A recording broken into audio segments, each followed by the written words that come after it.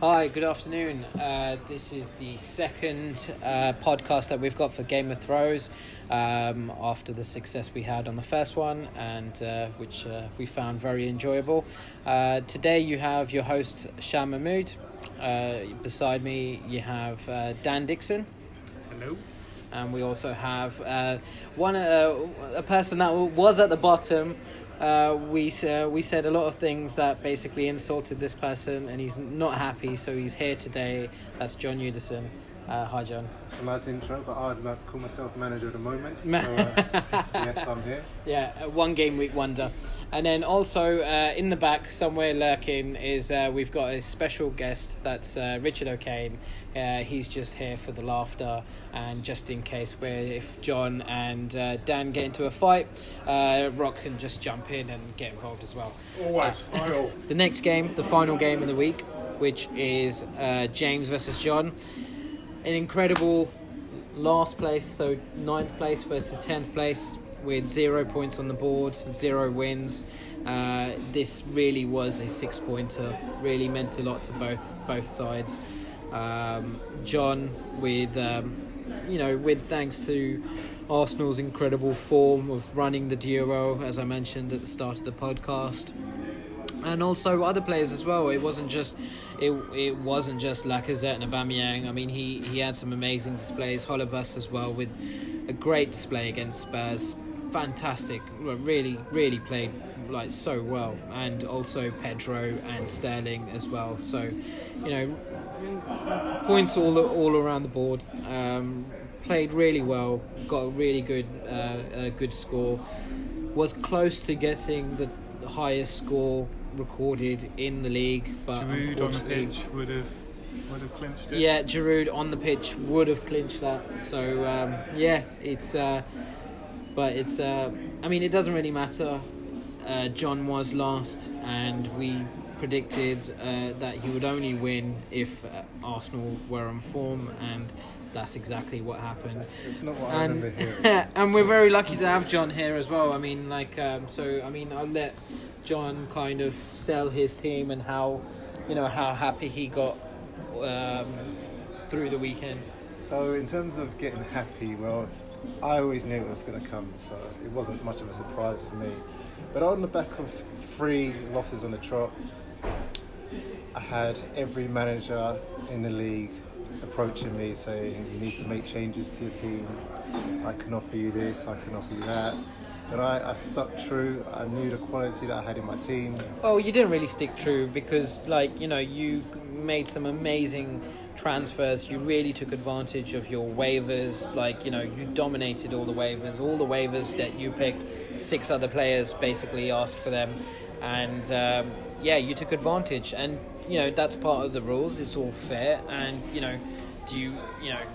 do you think it was more the waivers, or do you think it was the players that you had left from the draft? So you have made 5 waivers, so it's not as though you're entirely happy with your starting 16. So the way you say it, it's as though I may have somehow got lucky with waivers, but the way that I see it is that you've made no. Pedro is the waiver of the season. Managers dropped the players because they didn't see belief in these players.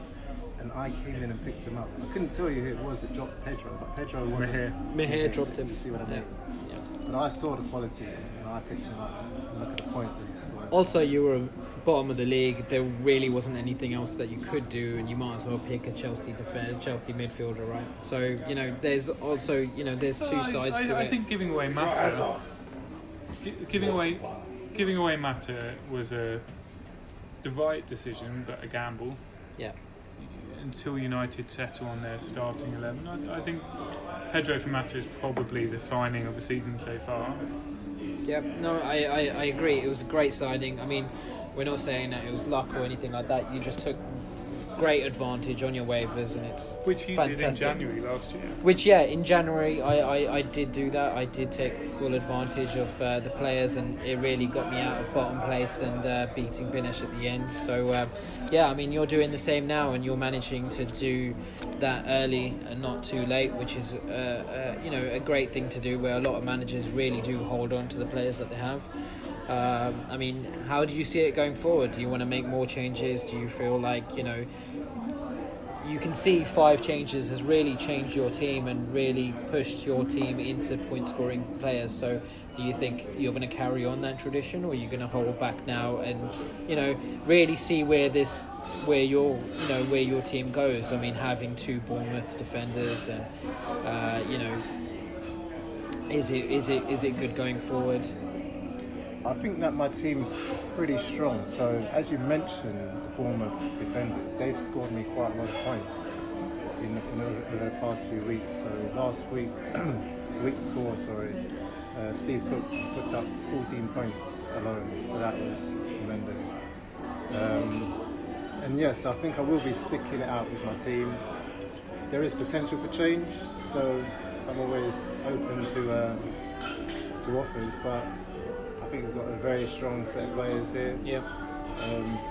Not too much rotation. Even in the Chelsea game, I think it was Nathan Ake had a really good chance, from a corner that was 3 or 4 yards out, and didn't quite connect properly. So I think that against his old team. Their set pieces mean that the tall centre backs are a threat. So I don't think they'll keep clean sheets, but I think they'll offer something going forward. No, I agree, and again, interesting enough, like you mentioned earlier, you've followed the same formation as Ed. I mean, is there any thought about basically bringing Giroud in and running a 4-3-3 formation, or are you happy with your current formation as it is and being defence heavy? Well, I'll pick and choose the formation depending on my opposition, depending on for example, Giroud, depending on who Chelsea are up against. You never know whether they might have injuries in their team. Giroud might get a starting place in my team, so it's all open at the moment. Great. Awesome. Just on the point of Sterling, I saw Abu sent something through to the group around whether it's a feigned injury. Possibly could be, and that would only be a bonus for me if he gets a week off and then comes back strong for the game against Sham next week. Yeah, I mean, he's looking forward for that one, but I mean, it's going to be a tight game for game week 5. But we'll speak more about game week 5 in the next podcast. And also, we didn't mention James' team. So yeah, that's what I was just going to ask. Okay. Yep. So, actually, can you just say that again? Yeah. So James, he's had a bit of a tough run, being in the bottom. He's always scored a lot of points, but he's been losing in high-scoring matches. So condolences to James, and the best team won. game week 4. Very bullish. And yeah, I mean, how does James to really turn this around? I mean, he's got no wins, losing, each game, but scoring so like really high, and only just like losing like each round. I think game week 3 he was in the lead for 2 days, and then on the last game he lost just on the last day, which is just so painful to take, and I'm sure he's 47 points to win most games. So yeah, pretty much. He has the highest average out of anyone in the league. So the fact that he's got the highest average yet bottom of the league really shows what head-to-heads are about. And it's not about the actual team; it's who you're playing and how you're structured against that team. I mean, looking at his players, I mean, he's got a great back line. Pickford, we all saw him on the World Cup and how amazing he played. Good players don't translate into points. I think this is a lesson learned. I think there's a few teams that have got some big name players that aren't going to translate into points. Yep, no, correct, yeah. But then also had Van Dijk and Robertson in there as well. Really suffered on. I mean, Robertson just keeps on performing. Really, what a talent! I mean, you can just see him being up there with Mendy and Alonso by the end of the season. Sakho didn't really do well for Crystal Palace. Bowley again, getting the points for a handball.